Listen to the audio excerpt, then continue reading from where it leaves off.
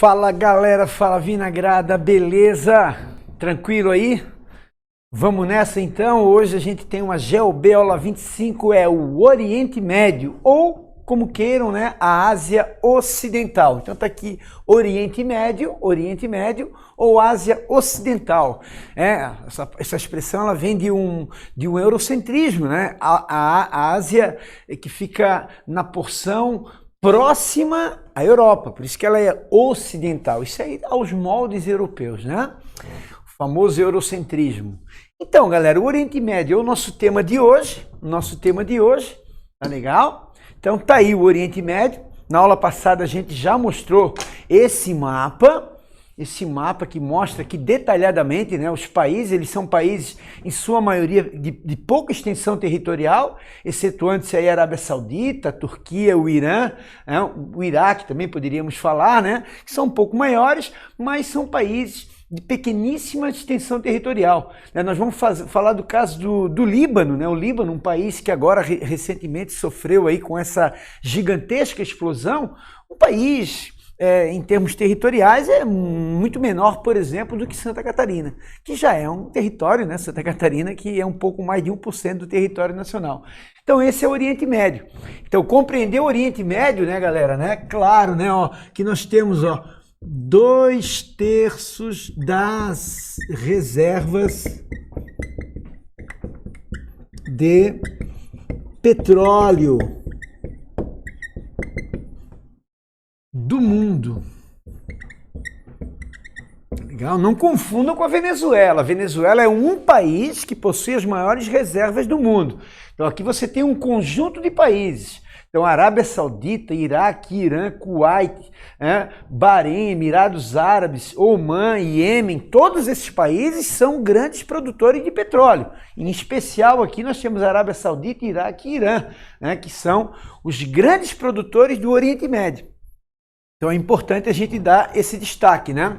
Tomem cuidado com uma coisa, quando eles falarem assim, ó, a aridez do Oriente Médio torna a população com baixos adensamentos populacionais. Não, galera. Essa região historicamente, aí é que é importante a gente ressaltar, essa região historicamente é uma região muito importante na geopolítica há milhares de anos, é uma região de transição entre o Extremo Oriente, Europa e também a África. Então, por ser uma região de transição, vários povos por aqui acabaram ficando.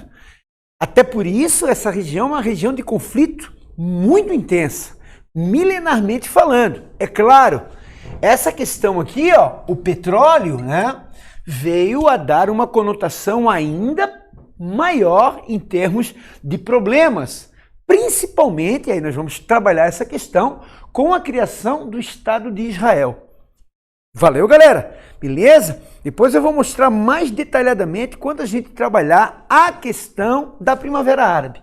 Beleza? Então a importância desse país, dessa região nesse contexto, né? O contexto petróleo. Então não esqueçam, aqui nós temos os principais membros da OPEP. Então, só para eu dar mais uma fixada no que eu falei anteriormente, galera, ó, essa região é uma região de grandes adensamentos populacionais. Vou dar um exemplo aqui para vocês. A capital do Irã, Teherã, tem mais de 10 milhões de habitantes. Tá legal? Teherã, no Irã, tem mais de 10 milhões de habitantes. Então é uma região de grande logística, de travessia, ó, de petroleiros, né? Então aqui é o Golfo Pérsico, que vem para essa região do Golfo, ou melhor, do Mar Vermelho, Canal de Suez. Eu mostro melhor para vocês essa logística daqui a pouquinho. Tá legal?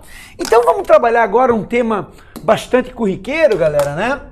Que foi a Primavera Árabe.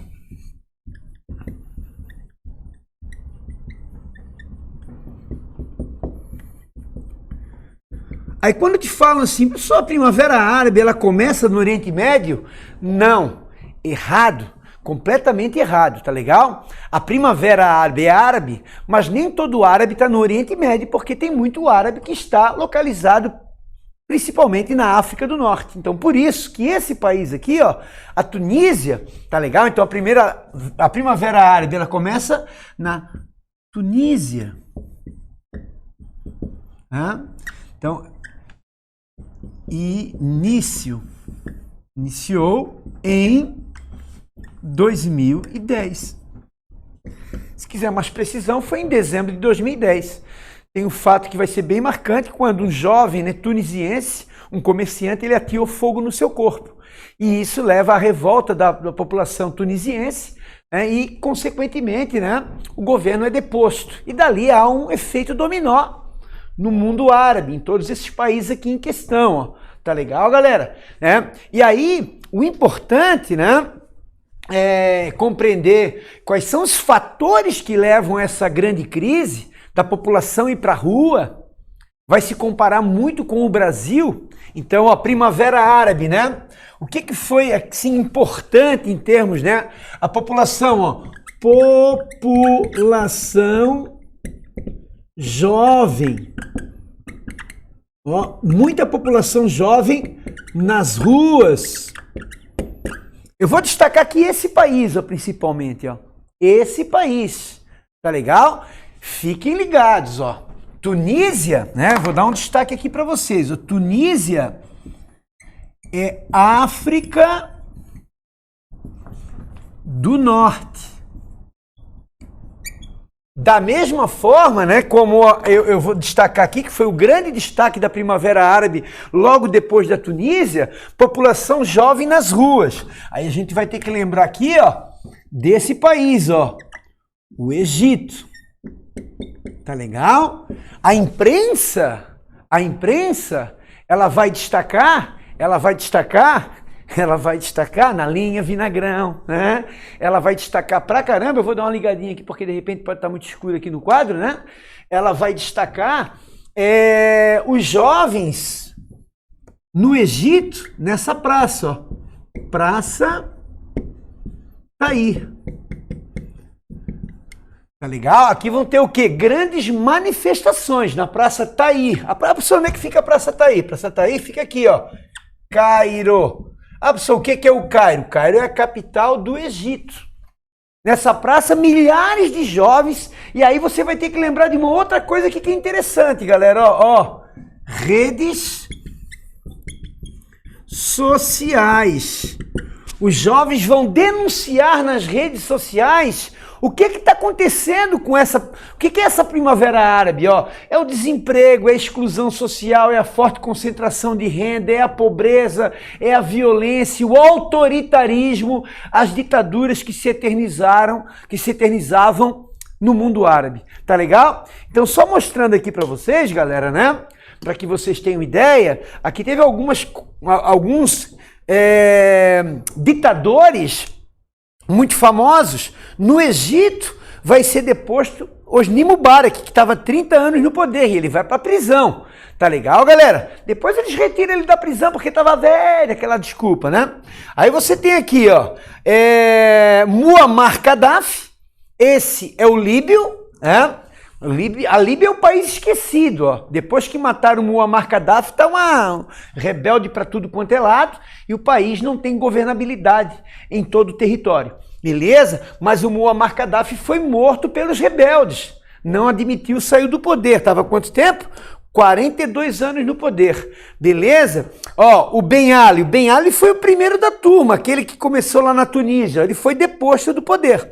Tá legal, galera? Beleza? E aí nós vamos dar um destaque, porque eu tô falando nesse início de África do Norte pra gente ir pro Oriente Médio. Aí a gente vai voltar pro Oriente Médio, porque eu quero falar desse cara aqui, ó.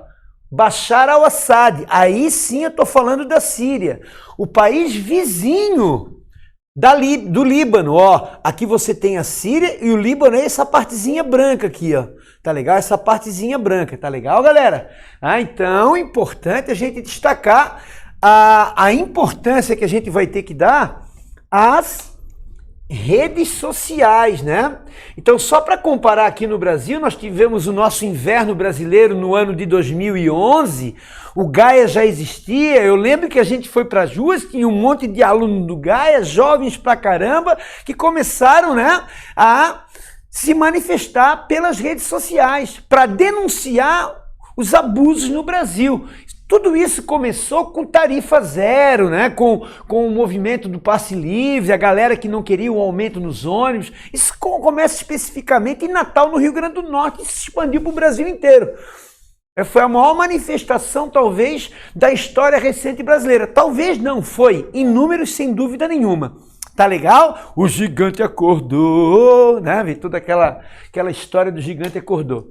Então, galera, né? Aí nós vamos falar dessa figura. Na verdade, da figura não, desse conflito. Então nós temos a Síria, né? A Síria, então, com o Bashar al-Assad. Vou ligar aqui novamente, porque a gente vem para o lado de cá para falar, né, da guerra na Síria. Então, a guerra na Síria, que se inicia em 2011, ela começa como uma revolta da Primavera Árabe. Os manifestantes vão para as ruas e o exército de Bashar al-Assad vai reprimir. Então aí, isso vai começar a ganhar uma conotação internacional, beleza? Então, a guerra na Síria, nós temos então, né, o governo de Assad versus os rebeldes. Não pode confundir rebelde com terrorista. Rebelde, eu falo assim para vocês, eu não quero mais trabalhar nesse colégio, tchau para vocês, fui, minha rebeldia. Isso é uma rebeldia. Extremismo é eu sair daqui e ainda jogar uma bomba. Sair falar tudo isso e jogar uma bomba, botar tudo para os ares. Aí é o extremismo. Aí a gente vai falar, por exemplo, de Estado Islâmico. Valeu, galera? Beleza? Então, aqui é o conflito. Então nós vamos ter aqui os aliados de Assad. No começo do conflito, a gente percebia o quê, né? Os aliados Estados Unidos, aqui tinha a União Europeia, certo? Nós temos aqui, ó, a Arábia Saudita. Podia ser uma pergunta, não dá para perguntar, mas você podia perguntar por que a Arábia Saudita? Porque a Arábia Saudita é o principal país sunita. Tá legal? Então, o Assad, ele é um xiita, beleza? Então, xiita contra sunita. Tá bom, galera? A maioria no mundo é sunita. 85%, desculpa. Então, os xiitas são minoria. 15%. Existia sempre uma ótica de xiita ser radical. Isso, na verdade, está lá nos anos 70, 80, quando teve a guerra Irã-Iraque, os Estados Unidos lutou contra o Irã. E aí, o Irã é o principal país xiita. Aí você vai entender o quê? No governo de Assad, você tem quem? A Rússia, do Vladimir Putin. Só por que a Rússia? Porque a Rússia, galera, né? Então, deixa eu mostrar aqui esse mapa. A Rússia já é um aliado... ou melhor, a Síria já é um aliado da ex-União Soviética. Então isso aqui já tem um contexto Guerra Fria. Tá legal? A Síria, como o Líbano, eram colônias francesas, também é importante. Outra coisa que eu quero deixar bem claro para vocês, essa região aqui, galera, ela é muitíssimo estratégica. Então nós temos 3 países de muitos conflitos que são Síria, o Líbano, pequeno Líbano, né? E aqui nós temos Israel. Então são 3 países que margeiam o Mediterrâneo. Então você tem que entender que aqui para trás é a riqueza do petróleo, certo? O petróleo, galera, geralmente ele atravessa por aqui, pelo Mar Vermelho. Anteriormente eu falei que aqui está o canal de Suez. Então para você passar por aqui, você tem que pagar caro. Pagar para quem? Para o Egito. Tá legal? Então você tem que pagar para o Egito para atravessar com petroleiros, certo? Então se você passar por aqui por terra, você vai pagar um custo muito mais baixo. Então essa região aqui, ó, ela não é rica em petróleo. Esses 3 países, os que estão aqui dentro, Arábia Saudita, Irã, Iraque, entre outros, esses são riquíssimos. Tá legal? Então... não é apenas assim, pessoa que briga por um pedacinho de território, mas que pedacinho importante, né, galera? Que passa aí a maior parte do petróleo que é consumido pelos europeus, pelos Estados Unidos, enfim, pelo planeta. Estão entendendo? Então, uma região mega estratégica, tá legal? E, é claro, de constantes conflitos e de interesses internacionais, como que a gente está vendo aqui. Então, a guerra na Síria, ela deixou de ser um conflito dentro do território sírio apenas para ser uma mini guerra mundial, porque aqui você tem o russo Vladimir Putin, você tem aqui também o interesse da China, tá legal? Apoiando, e aí você já vai analisar aqui, ó, os BRICS, né?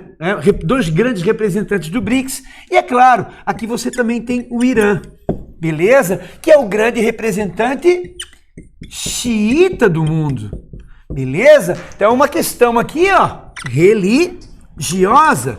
Aqui é um contexto mais geopolítico internacional, União Europeia e Estados Unidos, tá legal? O que vai acontecer que quando a gente estuda lá a questão, né, a questão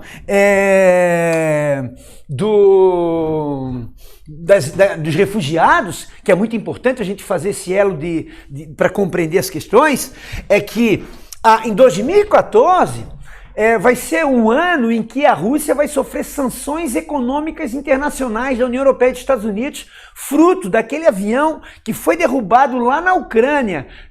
Esse avião que foi derrubado na Ucrânia acusaram o Vladimir Putin de ter derrubado. Os pró-Rússia, que brigam numa região ucraniana chamada Donetsk. Eu já comentei isso com vocês lá atrás, não sei se vocês vão lembrar. Essa região aqui, ó, essa região é uma região em conflito na Ucrânia, Donetsk. Tá legal? Essa região aqui, ó, é que caiu aquele avião Malaysia Airlines. Quando o avião é derrubado aqui, o Vladimir Putin é acusado e, consequentemente, o Vladimir Putin sofre sanções econômicas pesadas dos Estados Unidos e da União Europeia, e aí ele vai dar o troco, oferecendo a Assad muita infraestrutura bélica, e isso vai levar a guerra numa conotação tão violenta, galera, que aí, é claro, os refugiados sírios vão fugir para tudo quanto é lado, principalmente, né, para os países vizinhos, e aquele que pôde atravessar e ir para a Europa foi. Isso a gente viu bastante em imigração, tá legal? E em refugiados, especificamente falando. Tá legal? Beleza, galera? Então, uma guerra super estratégica, que agora ela está no momento, né, de menos tensões, digamos assim, até porque, né, esses conflitos são caros e a gente tem que entender os outros pontos dessa história, não somente, né, esses dois aqui. Ou seja, temos que compreender, antes disso aí, é claro que eu não ia deixar de falar do Líbano para vocês, que também é um contexto que tem a ver com a guerra na Síria. Por quê? Então, a gente tem que trabalhar o Líbano, até porque, né? Líbano. Em história, não vou entrar especificamente falando para vocês, mas é claro, o sul do Líbano já foi invadido por Israel nos anos 80, tá legal? Nos anos 80, o sul do Líbano ele foi destruído por Israel, tá legal? E aí é importante a gente entender, né? Até porque, né? Líbano sempre é importante lembrar, tipo, a capital, né? Beirute, que fica às margens do mar Mediterrâneo, foi um país que foi praticamente reconstruído depois desse conflito, depois da pacificação. Então é importante, galera, né, nós lembrarmos aqui, em termos de geopolítica, que os grupos terroristas, né, que para muitos não são terroristas, então é importante a gente compreender que lá nós temos um grupo aqui no Líbano, deixa eu apagar aqui para a gente ver direitinho, porque eu estou me adaptando ainda com essa apaga e liga, liga e apaga, para ficar melhor aí para vocês, estão vendo aqui, né? Beirute, então ó, o Líbano é um país que fica margem com fronteira ao norte da Síria, ao leste da Síria e ao sul com Israel, tá legal? Então por isso que para Israel ficou mais fácil, digamos assim, né, invadir o Líbano nessa porção sul, que foi praticamente destruído nos anos 80, começo dos anos 90. Beleza? Então todos eles, como eu falei para vocês, vão margeando o mar Mediterrâneo, um importantíssimo mar Mediterrâneo. Tá legal? Beleza? Aqui uma imagem, né, também do Líbano, mostrando aqui a sua bandeira, né? A sua bandeira. E muita gente diz, pessoal, o Líbano é um país de clima árido? Não. Tá legal? Não. Você vai lembrar que os países como Grécia, o sul da Grécia, Itália, Espanha, tá legal? Esses países que margeiam o Mediterrâneo têm um clima mediterrâneo. Eles têm um clima, por exemplo, que tem uma estação inverno chuvosa e tem uma estação verão bem seca. É assim que funciona. Então não dá para falar que o Líbano é um país árido. Não, predomina o clima mediterrâneo. Isso é bom, né, galera? Vai que eles perguntem para vocês, porque o Oriente Médio, de uma forma geral, é uma região árida, de uma forma geral. Mas como é que está margeando o mar, a tendência, né, é que ele sofra com essa questão do clima mediterrâneo, tá bom? Que é muito comum dos países europeus que eu acabei de citar. Valeu, galerinha. Beleza? Então deixa eu só passar mais um item aqui, ó. Então é claro, por que a gente está falando do Líbano? Já fala em história, com certeza eles iam destacar para vocês, mas como eu agora tenho esse contexto para falar que foi essa gigantesca explosão, um país que já está aí com indicadores de corrupção extremamente elevados, um país aí com taxas de desemprego, enfim, né? O Líbano vem passando agora com essa dificuldade gigantesca porque a sua principal cidade, a capital, ela sofreu esse impacto dessa mega explosão que matou centenas de pessoas e deixou milhares de desabrigados, enfim, né, com bilhões e bilhões aí de prejuízos. Por isso que você vai ver, por exemplo, né, o primeiro-ministro francês visitando, né, o primeiro-ministro francês logo em seguida foi visitar o Líbano, né, o ex-presidente Temer, a mando de Bolsonaro, foi levar ajuda humanitária e também a questão política, né, porque o Temer é de origem libanesa, tá legal? É importante destacar que o Brasil é um país de importantes colônias libanesas, inclusive Santa Catarina, especificamente Florianópolis, tem boas colônias sírio-libanesas, tá legal? Então, libaneses, principalmente em São Paulo, tem até um hospital referência, o Sírio-Libanês, que é um dos maiores hospitais, aí, um dos mais importantes da América Latina. Tá bom, galera? Então é importante dar esse destaque para vocês e falar desse grupo, né? Ó, Líbano, grupo político Hezbollah. Pessoas já ouviram falar que esse grupo é terrorista. Importante, grupo político Hezbollah. Lá no Líbano ele é um grupo político, para a maioria da população, pelo menos. Mas se você falar, ó, grupo para Estados Unidos, União Europeia e Israel, é terrorista. Entenderam, galera? É um grupo terrorista. Para o mundo árabe,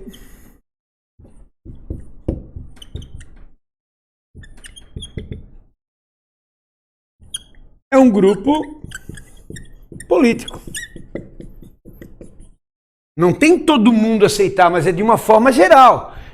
Dentro de uma forma geral, a política dos Estados Unidos, da União Europeia e Israel classificam como grupo terrorista. Já para o mundo árabe, de uma forma geral, classificam como grupo político. Tá legal? Lá em Israel, no Líbano, galera, né? Há uma mistura, por exemplo, de grupos étnicos e religiosos. Por exemplo, né, as cadeiras no Congresso são 128 cadeiras no Congresso. Então, ó, o Congresso, são 128 cadeiras. Tá legal? Ó, vai 64 para os muçulmanos, xiitas, sunitas, tá legal? E vai as outras 64 para os cristãos. Então ela é dividida igualmente entre os cristãos e muçulmanos. Então o Líbano é um país de maioria muçulmana, tá legal? Maioria muçulmana, porém tem um percentual de cristãos bastante considerável, aproximadamente aí 40%. Tá legal, galera? Beleza? Então, aí tá um cara super importante, Yasser Arafat. Yasser Arafat. E aí eu quero destacar para vocês, galera, né? Esse cara, ele ele vai de um cara extremista, né? Então é importante aqui eu destacar para vocês, até virar um pacificador. Então, quando você falar em OLP, que na verdade é a Organização para Libertação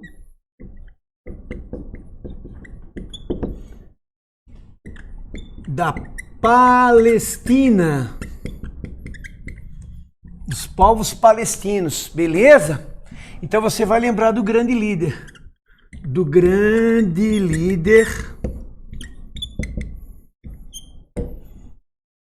Yasser Arafat, beleza? Então ele surgiu, ele era um engenheiro, virou esse símbolo, né, do grande líder da Organização para a Libertação da Palestina. E aí, é claro, a partir de encontros nos anos 90, o Bill Clinton, o presidente dos Estados Unidos, diplomático pra caramba, tipo Obama, eles acabam criando aí um tratado de paz, e que ele vai terminar com a morte do Yasser Arafat, que ela vira uma morte meio que duvidosa em 2004, muitos acham que eles envenenaram o Yasser Arafat. Daí para frente essa pacificação meio que acabou. Tá legal, galera? Beleza? Mas esse grande líder, o Yasser Arafat, também é um dos fundadores, fundador do grupo Fatah, que já foi considerado para Israel, Estados Unidos, União Europeia como terrorista. Hoje o Fatah é chamado de um grupo moderado. Pessoal, estou falando tudo questões relacionadas, né, à Palestina, beleza? Então você tem que lembrar que também nós temos esse grupo, o Hamas. O Hamas. Você vai lembrar que é um grupo de Gaza. Esses são considerados extremistas. Mas ele é considerado lá em Gaza, desculpe aqui, aqui ficaria melhor, para Gaza é um grupo político. A famosa faixa de Gaza. Beleza, galera? Já iniciou aqui, mas só para lembrá-los, 3 grupos bem importantes, Hamas, Fatah. Fatah perdeu muita força para o Hamas em Gaza.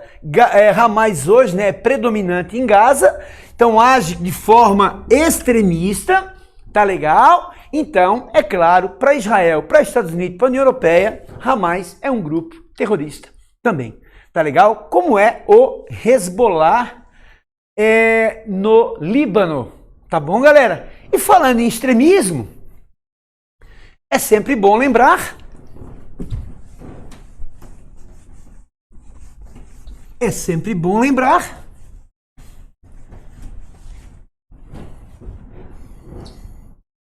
do Estado Islâmico do Iraque e Levante. Estado Islâmico do Iraque e Levante.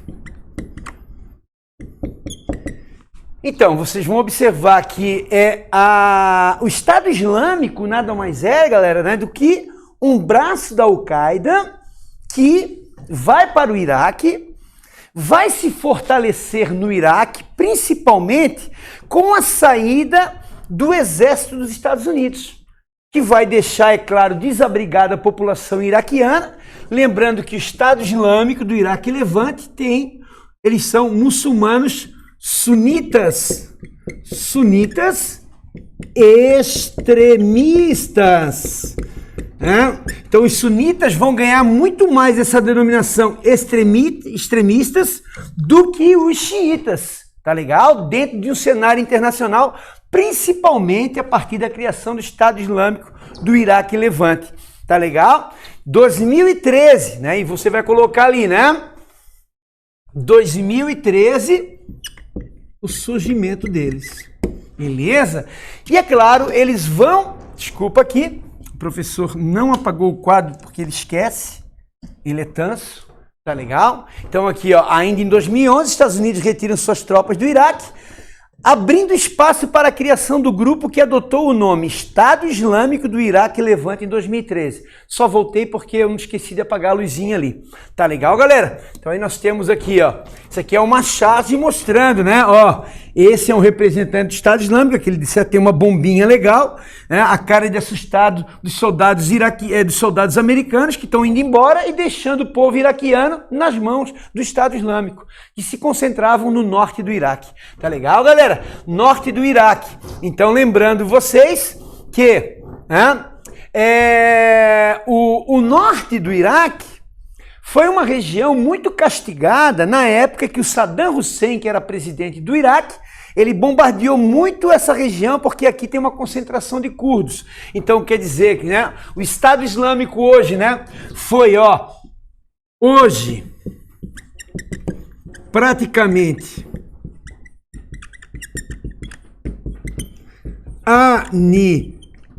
aniquilado, ou seja, exterminado, e isso tem muito a ver com os curdos. Aniquilado por quem? Principalmente pelos curdos. Lembrando vocês que o Estado Islâmico ele vai também rapidamente ser introduzido na Síria, na guerra da Síria, claro, vai criar uma rebeldia aqui dentro. E muita gente, muitos sírios e de fora também, várias pessoas do mundo inteiro, extremistas do mundo inteiro, vão se alistar no Estado Islâmico. Por isso que o Estado Islâmico teve essa crescente gigantesca. Tá legal, galera? Então é importante a gente dar esse destaque. Tá legal? Agora, os curdos tiveram essa importância. Os guerrilheiros curdos do norte do Iraque, beleza?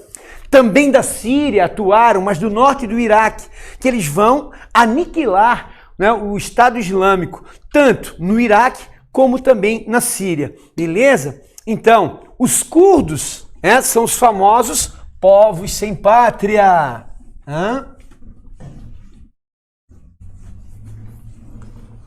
Então, vamos lembrar aqui, rapidamente, então falando aqui... Ô, seu Tanso, os curdos são os povos, na verdade, é o maior povo sem pátria do mundo, que já sofreram com várias atrocidades. Tá legal? É um povo milenar, oriundo dessa região, tá legal? Suas origens mesmo são incertas, mas é um gigantesco povo com 28 milhões de pessoas, que abrange vários territórios, além do Iraque, a Síria, o Irã, a Turquia, que é o maior número de curdos, que sofrem com preconceitos, atrocidades, porém é importante destacar o seu desenvolvimento, né, galera? A sua prosperidade. E é claro que eles estão ganhando a guarida daqueles que os armaram, principalmente os Estados Unidos, que construiu no norte do Iraque. Por que no norte do Iraque? Vou mostrar para vocês a cidade de Erbil como exemplo para vocês, tá legal, galera? Então, ó, a autonomia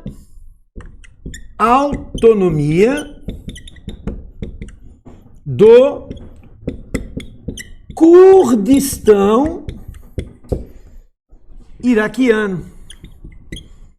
Então nós estamos falando de uma região que fica no norte do Iraque,